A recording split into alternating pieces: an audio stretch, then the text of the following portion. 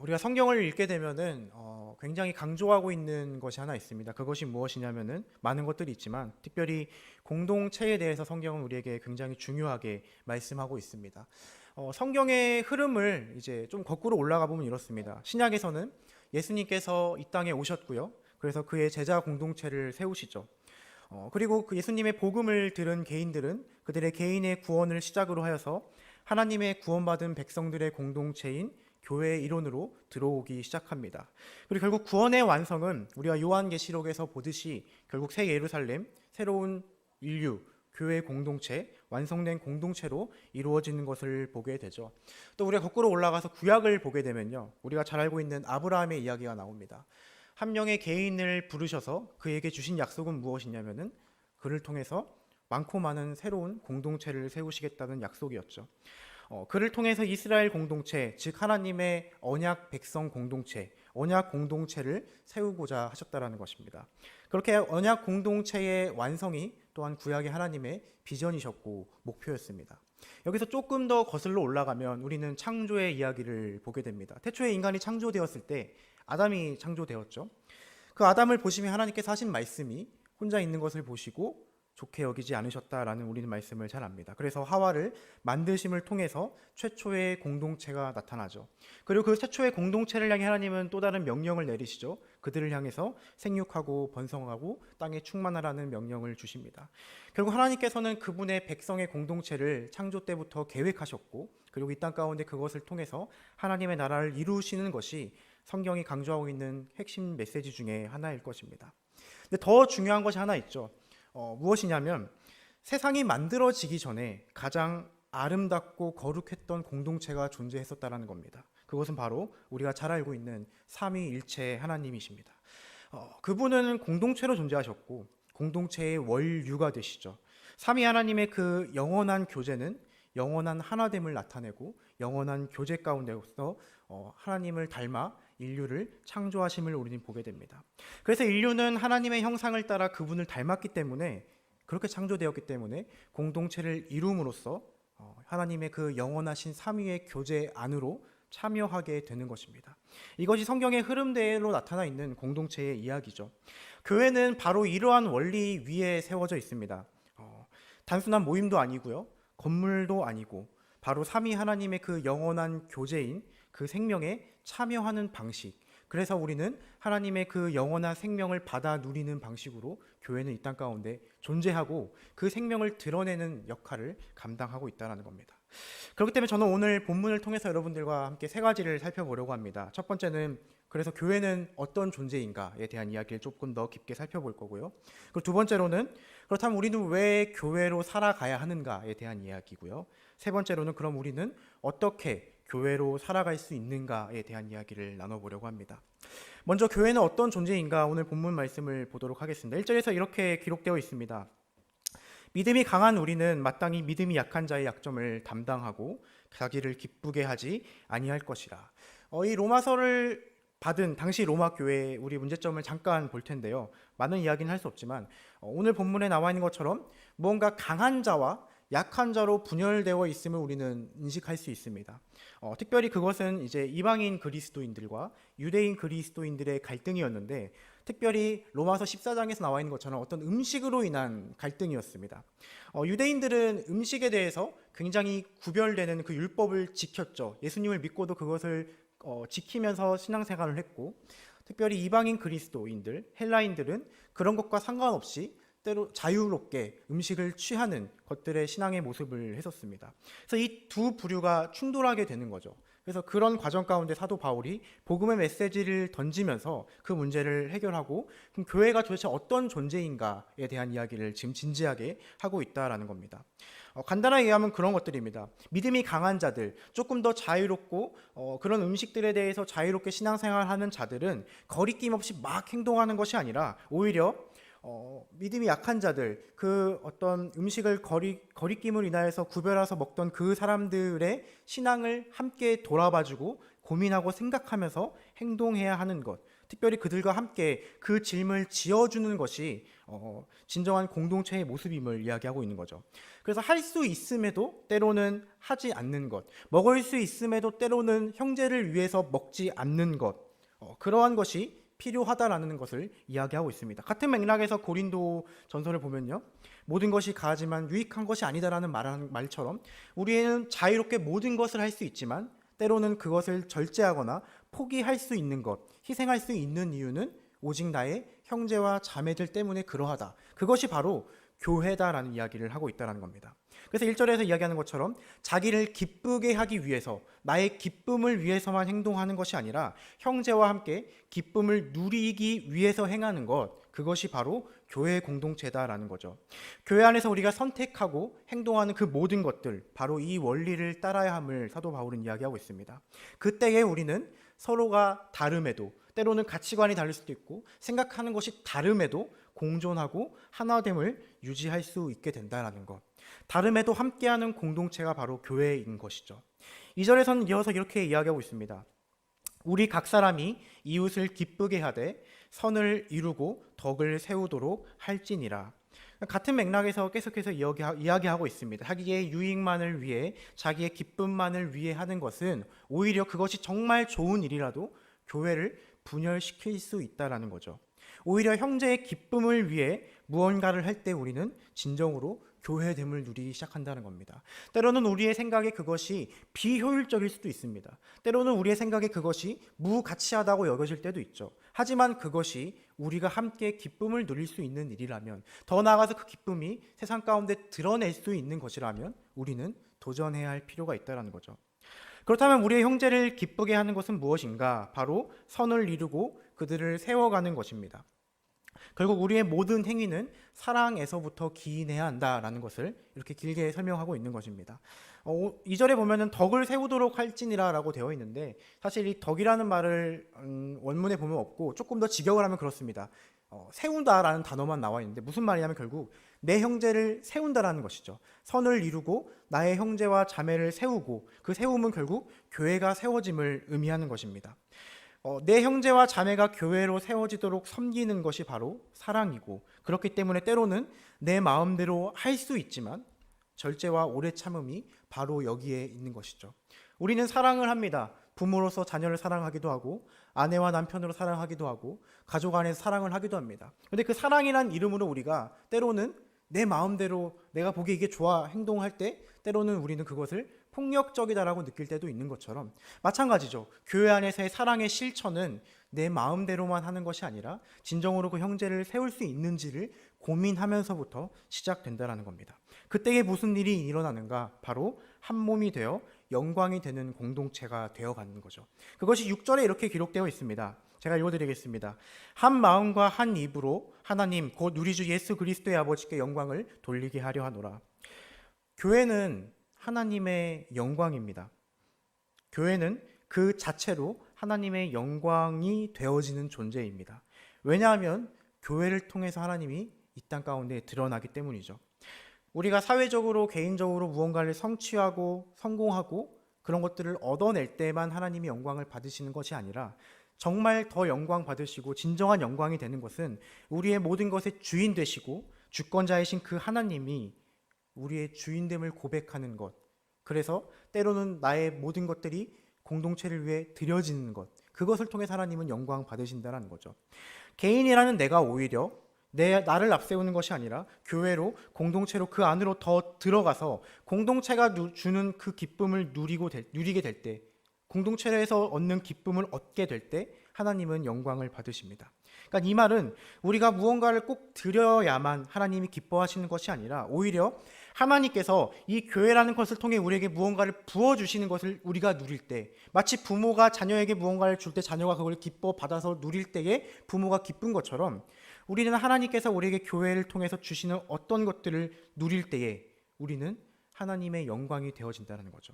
하나님께서 우리에게 가장 필요한 것, 가장 좋은 것을 공동체를 통해서 주십니다. 그리고 그것을 누리라고 말씀하십니다. 그리고 우리가 그것을 받아 누릴 때 우리의 부모님이 되시는, 우리의 아버지가 되신 하나님은 진정으로 기뻐하시는 것이죠.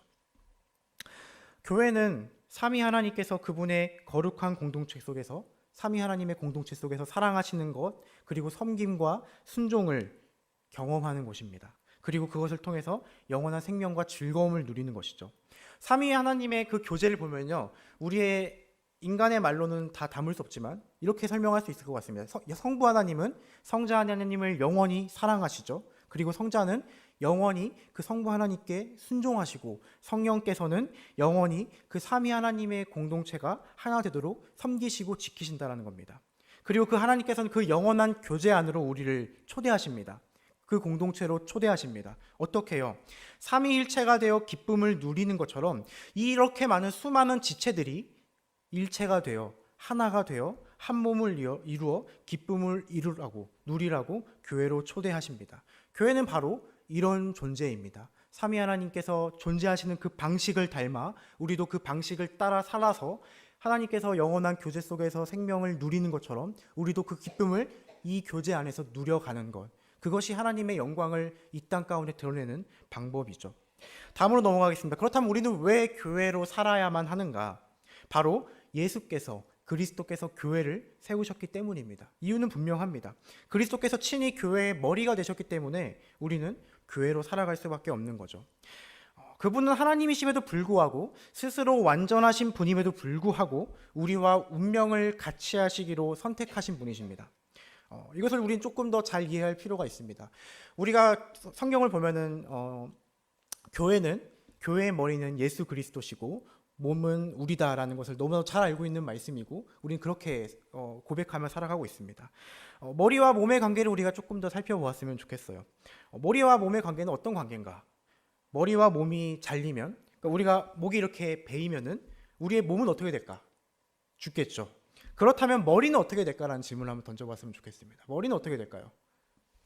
제가 목이 잘리면 여기서 제 머리는 이렇게 설교를 하고 있을까요? 아니죠. 제 머리도 죽는다라는 겁니다. 우리는 이 사실을 기억해야 합니다. 무슨 말이냐면, 그리스도께서는 하나님이신데도 불구하고, 스스로 홀로 완전하신데도 불구하고 우리를 선택하셨다는 거예요. 그러니까 그리스도께서는 몸인 우리가 망하거나 우리가 죽으면은 자신도 죽는다라는 것, 자신도 망한다라는 그 운명을 선택하셨다라는 겁니다. 그게 머리와 몸의 관계이죠. 그렇기 때문에 그분이 머리이신 교회는 절대 망하지 않는다라는 약속이 여기에 있는 거죠. 그분은 결코 우리를 버려두시지 않는다는 것, 교회는 결코 죽지 않는다는 것, 교회는 때로는 분열돼 보이지만 결국은 하나로 완성될 것이라는 것, 왜냐하면 그분이 머리로 계시기 때문에 그렇습니다. 그리스도께서 우리를 살리시기 때문이죠. 그리스도께서는 어떻게 우리의 머리가 되셨는가? 3절에 이렇게 말하고 있습니다. 그리스도께서도 자기를 기쁘게 하지 아니하셨나니, 이렇게 말하고 있습니다. 우리에게만 너희들이 스스로 기뻐하지 말고 형제의 유익을 위해서 살아라가 아니라, 그분이 먼저 하나님 되심을 포기하고 우리의 머리가 되셨죠. 그분이 먼저 자신을 기뻐하지 않으시고 그냥 저 멀리 하늘에서 그 삼위의 영원한 교제를 즐기시면 됐는데, 기쁨을 누리시면 됐는데, 그것을 포기하시고 자신을 기쁘게 여기지 않으시고 이 땅 가운데 오셨다라는 것을 이야기합니다. 그리고 7절에서 이렇게 말씀합니다. 그러므로 그리스도께서 우리를 받아 하나님께 영광을 돌리심과 같이 너희도 서로 받으라. 자신을 기쁘게 여기지 아니하시고 우리를 먼저 받아 주셨다라는 겁니다. 하나님을 떠난 우리를 먼저 받아 주셨다라는 거죠. 우리에게 하나님을 받아라 강요하신 게 아니라 우리에게 찾아오셔서 우리를 먼저 받아 주셨다라는 겁니다. 그리스도께서 영원한 하나님의 사랑을 경험하시는 방법은 무엇이었을까요? 바로 하나님의 명령을 기꺼이 지키시는 것이었습니다. 이는 그리스도께서 하나님의 사랑 안에 있음을 확정해주는 증거이자 열매였습니다. 그 명령은 무엇이었냐면 바로 죽기까지 우리를 사랑하시라는 명령이었죠. 그분은 십자가에서 죽기까지 모든 명령을 순종하셨습니다. 모든 율법을 지키셨고요. 결국 십자가의 죽음이라는 그 죽으라는 명령까지도 지키셨죠. 하나님께 버림받는 것을 선택하셨죠. 이것이 주님의 사랑입니다. 이것이 사랑입니다. 그렇다면 우리가 그리스도 안에서 하나님의 그 사랑을 경험하는 방법은 무엇일까요? 예수님이 보여주신 방법과 똑같습니다. 바로 그리스도의 명령을 기꺼이 지키는 것입니다. 억지로가 아니라 즐거이 지키는 것이죠. 그 명령은 무엇이죠? 바로 내가 너희를 사랑한 것 같이 너희도 사랑하라는 그 명령입니다. 그리스도를 닮는다는 것은 그분이 먼저 가신 길을 따라 걸어가는 것입니다. 그리스도를 닮는다는 것은 그분의 성품을 사모하고 우리의 성품이 변화되는 것입니다. 그리스도의 사랑을 닮아가는 것입니다. 우리는 왜 교회로 살아가야 합니까? 그분이 우리의 머리가 되셨고 우리를 몸으로 부르셨기 때문입니다. 우리는 왜 교회로 살아가야 합니까? 그분이 스스로 자신을 기쁘게 여기지 아니하시고 우리를 먼저 기뻐하셨고 우리를 먼저 받아주셨기 때문입니다. 그래서 그렇게 구원받은 우리는 그분을 따라 교회로 살아가게 됩니다. 사랑하며 살아가게 됩니다. 자신을 기쁘게 여기는 것이 아니라 형제를 기쁘게, 그리스도께서 받아들이신 저 형제를 기뻐하며 살아가게 된다라는 것입니다. 마지막입니다. 우리는 어떻게 그러면 교회로 살아갈 수가 있습니까? 이 말씀들을 우리가 지키며 살아가야 되는데 어떻게 교회로 살아갈 수가 있습니까? 5절에 이렇게 말씀하고 있습니다. 이제 인내와 위로의 하나님이 너희로 그리스도 예수를 본받아 서로 뜻이 같게 하여 주사. 인내와 위로의 하나님으로 인하여 우리는 교회로 살아갈 수가 있습니다. 우리는 인내와 위로의 하나님으로 인하여 교회로 정말 살아갈 수가 있습니다. 교회로 살아감에 있어서 인내와 위로는 너무나도 필수적이기 때문에 그렇습니다. 인내와 위로의 근원은 하나님이시기 때문에 그렇습니다. 제가 예전에 대학원을 다닐 때 그런 경험을 한 적이 있습니다. 뭐 그전에도 비슷한 경험들을 했는데 다시 생각해보니 참 많이 부끄러웠던 경험인데, 이제 학교에서 예배가 끝나고 열심히 기도를 했습니다. 그때 기도 제목이 그거였던 것 같아요. 제 안에 사랑 없음을 보면서 정말 사랑을 하기를 해달라고, 하나님 사랑하게 해주십시오 하면서 열심히 기도를 했던 것 같아요. 그리고 기도를 끝나고 예배당을 나와서 이제 걸어가는데 이제 전도사님이 걸어오셨어요. 걸어오신 전도사님이 저와 관계가 그렇게 좋은 전도사님이 아니었습니다. 약간 뭔가 이렇게 일련의 사건들이 있었어요. 그래서 딱 저기서 오는데 이렇게 서로 눈은 안 마주치죠. 근데 그 찰나의 순간에 수많은 생각들이 지나갔습니다. 이거 어떻게 인사를 해야 되나, 뭐 이런 생각이 지나가다가, 여러분 어떻게 하실 것 같습니까? 이 걸어오시는 분을 보면서 여러분들은 이제 정말 사랑이 있으시니까 환하게 인사하면서 이렇게 하실 거잖아요. 그 순간 제 머릿속에 번뜩이는 아이디어가 떠올랐고, 사실 번뜩이는 것도 아니죠. 여기 주머니에서 핸드폰을 꺼내서 있지도 않은 카톡을 들어갔다 나왔다 하면서 지나갔던 경험이 있습니다. 참 웃기죠. 사랑을 그렇게 달라고 기도했는데 뭔가 불편한 그 전도사님을 지나가면서 핸드폰을 꺼내는 제 모습을 오늘 설교를 준비하면서 기억이 났던 것 같습니다. 우리 참 그래요. 사랑하게 해달라고 기도할 때도 많고요. 우리의 문제를 해결해달라고 기도할 때도 많고, 그러니까 여러 가지 우리의 많은 것들을 향해서 하나님께 기도합니다. 그런데 그런 것 같습니다. 하나님께서는 우리에게 늘 응답하시는 방법은, 제가 사랑을 하게 해달라고 기도하면은 결국은 그 사랑을 실천할 상황들을 만들어 가시는 것 같아요. 어떻게 보면 그 전도사님이 저희 기도의 응답이었겠죠. 그리고 제가 그것을 거절했을지도 모르고요. 그렇습니다. 우리는 늘 필기시험은 잘 준비하죠. 열심히 기도하고 하나님 말씀을 묵상하고. 그러나 우리는 늘 때로는 실기시험에 낙방할 때가 참 많은 것 같습니다. 십자가는 그런 것 같습니다. 십자가는 고통입니다. 고난이고요. 어려움의 연속이죠. 결국 그 끝은 죽음이었습니다. 그 길은 죽으러 가는 길이었죠. 그런데 분명한 것은 우리는 성경을 알듯이 그 십자가가 거기서 끝난 것이 아니었습니다. 뭐가 있었죠? 부활이 있었죠. 오직 창조주 하나님만이 하실 수 있는 그 생명을 창조하시는 그 일이 십자가에서 이후에 일어난 일입니다. 하나님께서 그리스도를 일으키셨습니다. 그를 다시 영광스럽게 하셨습니다. 그리고 그를 사랑으로 감싸 안으시고 하나님의 가장 사랑하는 아들로 세우셨습니다. 그리고 그렇게 그리스도는 우리의 맏형이자 우리의 첫 열매가 되셨습니다. 이게 성경이 전하는 복음의 메시지죠.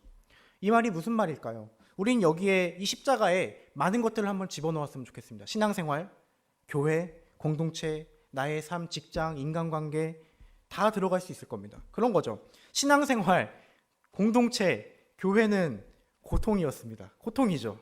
고난이죠. 관계의 어려움의 연속이죠. 그리고 그 끝에 결국은 죽음이 있을 수도 있습니다. 관계의 단절이 있을 수도 있어요. 그 길은 어떻게 보면은 계속해서 죽으러 가는 길일 수도 있습니다. 그런데 분명한 것은 거기서 끝난 것이 아니었다라는 겁니다. 부활이 있습니다. 오직 창조주 하나님만이 하실 수 있는 일, 참 생명을 창조하시는 일이 있죠. 어떻게 일어날까요? 하나님께서 우리를 일으키십니다. 관계 때문에 좌절하고, 문제 때문에 좌절하고, 일 때문에 좌절하는 우리를 일으키십니다. 그리고 우리를 다시 영광스럽게 만드십니다. 그리고 우리를 사랑으로 감싸셔서 하나님의 가장 사랑스러운 자녀로 세우십니다. 그리고 우리는 그렇게 그리스도의 형제가 되고 자매가 되고, 그리고 하나님의 기쁨이 되어 간다는 겁니다. 우리는 이런 방식으로 교회를 그리고 공동체를 사랑하게 됩니다. 사랑은 끊임없이 고통스러운 길입니다. 기쁨이 있지만 그 기쁨의 열매를 맺기 위해서는 늘 어려움과 힘듦이 있죠. 그러나 그 어려움과 힘듦으로 끝난다면은 마치 십자가에서 예수님 죽고 끝난 것과 동일하다는 거예요. 그런데 주님께서는 우리에게 부활을 약속하시죠. 그리고 우리가 그 사랑으로 나아갈 때 우리에게도 그 부활의 생명이 열매가 나타나기 시작합니다. 5절에 이렇게 말씀하고 있습니다. 이제 인내와 위로의 하나님이 너희로 그리스도 예수를 본받아 서로 뜻이 같게 하여 주사. 방금 읽었던 말씀이죠. 십자가로 나아갈 때에 예수님께서도 고통스럽기만 했던 것은 아니옵니다. 부활한 것도 맞지만 그 부활하기 이전에도 예수님이 십자가로 나아가실 때 고통만 있었고 고난만 있었기 때문에 나아갔던 것은 아닙니다. 무엇이 있었냐면은 히브리서 12장에선 이렇게 말씀합니다. 제가 읽어드리겠습니다. 그는 그 앞에 있는 기쁨을 위하여 십자가를 참으사 부끄러움을 개의치 아니하시더니 하나님 보좌 우편에 앉으셨느니라. 그는 그 앞에 있는 기쁨을 위하여 십자가를 참으셨다라고 말씀합니다. 그러니까 고통과 고난이 있는 건 명백한데 그런데 거기 안에 반전이 있었다라는 거예요. 그리스도께서는 그 앞에 있는 기쁨, 십자가 고통으로도 보이셨지만 기쁨으로도 보이셨다라는 그 말씀이죠. 그래서 십자가로 나아가셨습니다. 그 앞에 있는 기쁨은 무엇이었을까요? 그분은 고통 가운데 기꺼이 기쁨을 얻을 것임을 확신하며 나아가셨는데 어떤 기쁨을 얻으셨을까요? 바로 우리였습니다. 우리. 고작 우리요. 그분은 고작 우리를 얻기 위해서 사실은 하나님이심을 포기하고 모든 걸 버리셨던 거죠. 생명까지도 하나님과의 관계까지도 포기하셨습니다. 우리 때문에. 우리가 그리스도의 기쁨이 되어버렸던 겁니다. 그래서 주님께서는 그 십자가를 보시면서 정말 피하고 싶다고 기도하셨지만 기꺼이 그것 가운데 나아간 것은 그 십자가에서 보이는 우리가 있었기 때문에, 기쁨이었기 때문에 그것을 보시며 나아가신 것입니다. 하나님이 나를 보시면서 기뻐하신다, 우리가 그리스도의 기쁨이 되었다라는 이 말이 함의하고 있는 진정한 의미는 우리는 다시 한번 돌아봐야 합니다. 그것이 무엇이냐면은 여기에는 수많은 나들이 모여있죠. 저도 나고 여러분들 나입니다. 수많은 나들이 모여있죠. 그리고 그것을 통칭하여 우리는 제가 지금 말한 것처럼 우리라고 말을 합니다. 그렇게 하나님은 나를 보면서 기뻐하시지만 우리를 보면서 기뻐하십니다. 내가 하나님의 기쁨이기도 하지만 우리가 하나님의 기쁨이죠. 이 말이 중요한 것은 내가 하나님의 기쁨이듯이 내 옆에 앉아있는 이 지체도 하나님의 기쁨이다라는 것을 선포하는 말입니다. 문제는 내가 좋아하는 사람도 하나님의 기쁨이지만 때로는 내가 미워하거나 싫어하거나 마치 그 전도사님처럼 관계가 틀어진 그 사람도 하나님의 기쁨이라는 거죠. 문제는 여기서 발생하는 겁니다. 우리가 공동체 가운데서 하나님의 기쁨의 대상을 싫어하거나 때로는 무시하거나 때로는 배척하는 그 너무나도 사소해 보이는 그 문제들, 그 일은 사실은요 하나님의 권위에 대한 심각한 도전인 거죠. 그리스도께서 기쁨으로 받으신 그 지체를 내가 받지 않겠다라는 선포죠. 심각한 도전입니다. 그리스도의 십자가와 부활을 무시하는 행동일 수 있습니다. 그래서 7절은 이렇게 말씀하고 있습니다. 그러므로 그리스도께서 우리를 받아 하나님께 영광을 돌리신과 같이 너희도 서로 받으라. 이 말씀만 우리 가운데 너무나도 잘 지켜진다면 우리 교회는 너무나도 기쁨과 즐거움이 가득한 교회로 점점점 성장해 나갈 것입니다. 우리는 늘 그리스도를 바라보아야 합니다. 왜 그리스도를 바라보아야 할까요? 그분이 우리를 기쁘게 받아주셨고 그리고 우리를 기쁨으로 여기셨고 그리고 그분이 우리를 기쁨으로 여기셨기 때문에 그분이 행하셨던 일들이 있기 때문에 우리는 그분을 바라보아야 합니다. 때로는 우리가 관계의 문제, 여러 가지 어려움들의 문제로 인해서 포기하거나 좌절하거나 낙망할 때 우리는 유일하게 일어설 수 있는 방법은 그것을 먼저 경험하셨고 그리고 그것을 성공적으로 마치신 그 분을 바라보는 것이죠. 그때 우리가 주님 앞에 엎드려 기도할 때에 그분은 우리에게 인내와 위로를 공급하실 것입니다. 그리고 우리는 다시 그 힘을 얻어서 교회로 살아가게 된다는 거죠. 교회로 살아간다는 것은 결국은 사랑을 실천하는 것이고 사랑을 실천한다는 것은 내 옆에 있는 지체들을 진정으로 기쁨으로 하나님의 기쁨으로 받아들이고 그리고 그 형제를 위하여 때로는 내 기쁨을 자제하고 절제하며 사랑한다는 거죠. 그러니까 우리는 그런 심리가 있습니다. 손해본다는 심리가 있는 거죠. 내가 누군가를 섬긴다고 했을 때, 이것이 지속됐을 때 누군가가 날 섬겨주지 않으니까 사실 힘든 경우가 너무 많거든요. 그런데 우리가 정말 이상적이게도 서로가 섬기기 시작하고 서로가 서로를 바라보기만 시작한다면은 내가 나를 신경 쓰지 않아도, 내가 나를 바라보지 않아도 그 역할을 다른 지체가 나를 향해 해준다라는 거예요. 그리고 이것이 완벽하게 이루어지어 나갈 때에 교회는 서로 사랑함이 가능합니다. 그렇게 교회로 살아가시는 우리 은평교회 가족 여러분들이 되셨으면 좋겠습니다. 기도하겠습니다.